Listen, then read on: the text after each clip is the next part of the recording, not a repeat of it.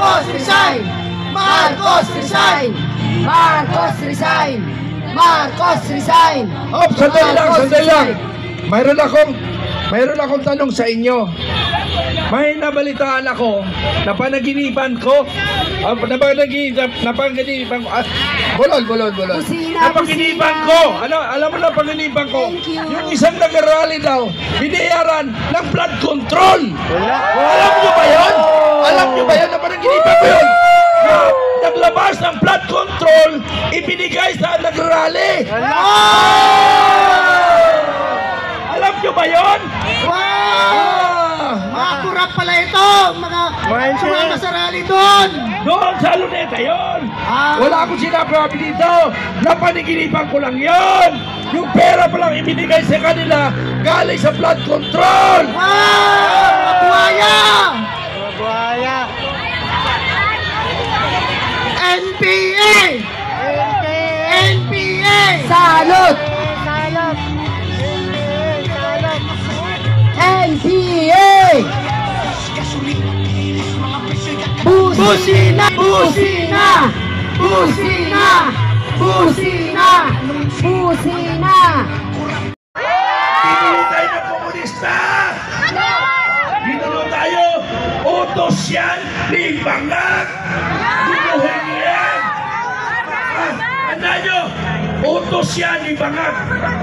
Naguluhin niyo yung mga rally para may dahilan ako na magdesisyon. Kaya kanina, hindi ko kayo pinapayagan dahil alam ko ang susunod na mangyari.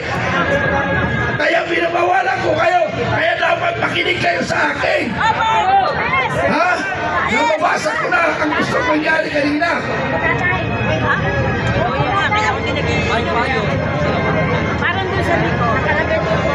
Dahil ang mga Duterte lang ang kumalawan ng katotohanan sa komunista. Tingnan mo ang KOGC. Ang KOGC kaya na nila tinira dahil anti-communist. Yung programa ni Casillas, ang ni Dr. Abado ay palaban sa IP. Nandiyan ba si Senador Marcolita? Congressman! Ay, palagpakan natin si Congressman Marcolita! Maraming ibubulok sa atin yan! Tumatayo! Kasi hindi nagdakaw kaya lahat ng congressman, senador, inibitahan namin dito. Ang tumukulan ng tawag ay si Congressman Marcolita. Palagpakan natin! Marcolita, pag-asa ng Pilipinas! Yes!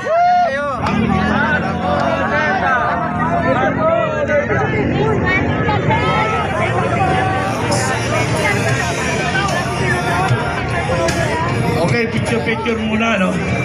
Sa totoo lang, kaibigan, mga kababayan ko, pinapatakbo tayo ng komunista ngayon.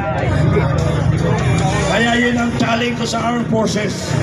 Kayo ba ay magpapaligtas sa komunista? Yung armed forces, tinatanong ko, payag ko silang diktahan sila ng komunista? Ako hindi. Dahil sila ay salot sa lipunan. Mamamatay tao!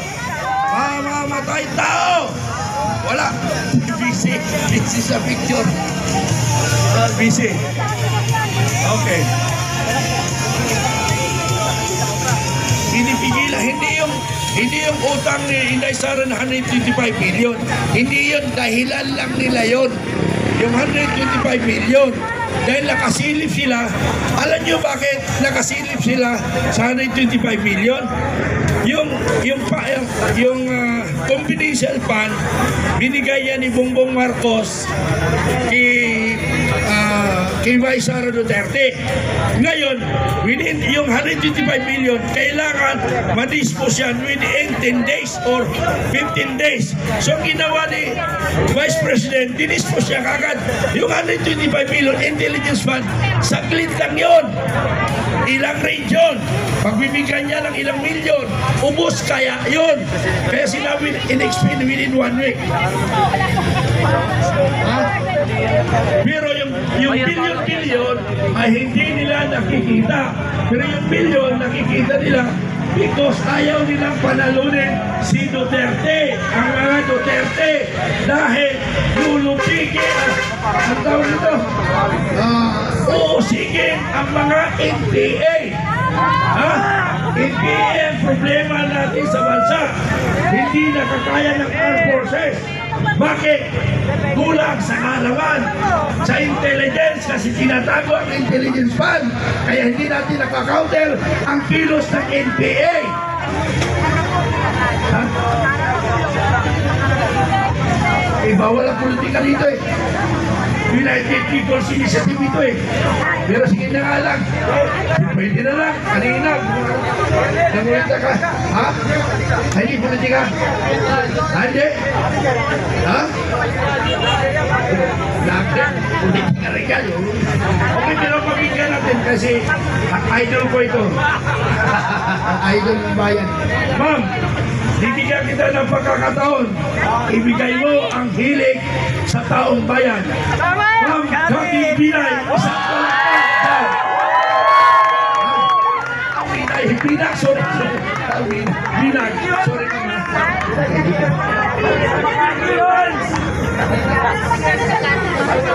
Magandang gabi po sa inyong lahat. Jen, nice to meet in person. Ang tsatsaga nyo, ang sisipag nyo, lahat ng tao dito.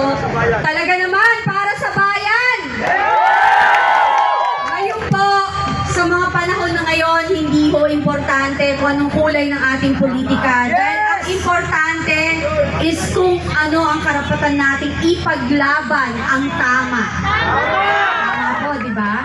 Ngayon po, sa mga hindi nakakaalam, may kamag-anak po ako na Armed Forces, si General Rocky Binag, AFP, piloto.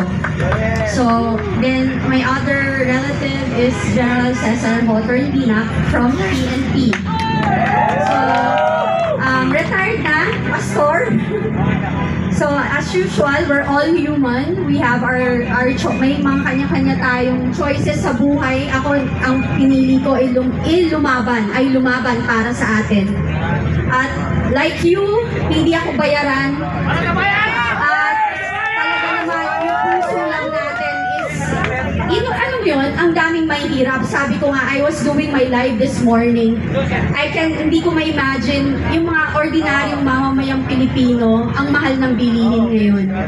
Tapos may mga tao dyan na kung ang walang ginagawa, kundi, alam mo yun, mamuhay ng marangya, nagsusugal, ang taxes, lahat kayo, nagtatrabaho, naghihirap sa kalsada, ang mga kapulisan, hindi masyado, ang mga military, hindi compensated ng maayos. Nakatrabaho ko po sila nung pandemic, nakita ko po kung gaano sila nagsakripisyo, kung gaano ang mga kapulisan at mga military na nagsakripisyo nung pandemic.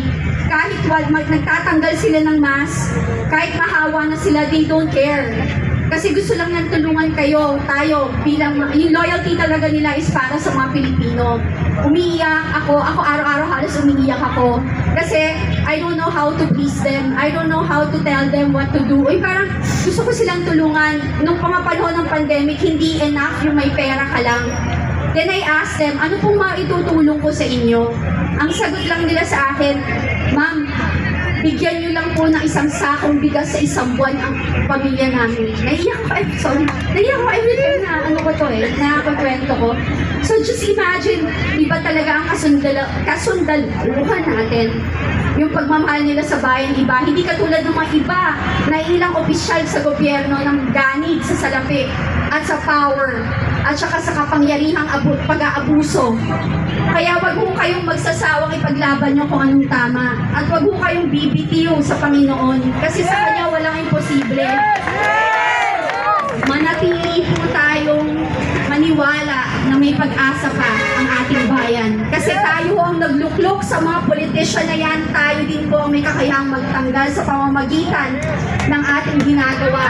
We need to realize, hindi natin kailangan manakit, but rather, we need to demand accountability.